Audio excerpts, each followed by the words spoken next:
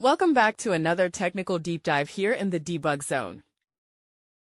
Today, we're tackling a big question and breaking it down with insights from other users. Hopefully, this clears up some misconceptions and helps you get the answer you need.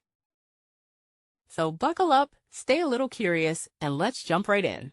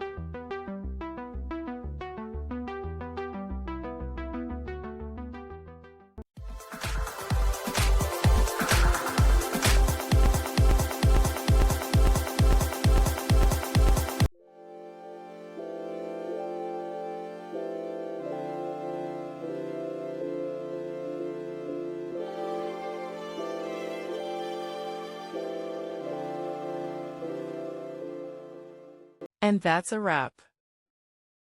I hope you found the answer you were looking for. If you did, take a second to hit that subscribe button. It really helps out. And let me know in the comments which solution worked best for you. See you next time in the debug zone.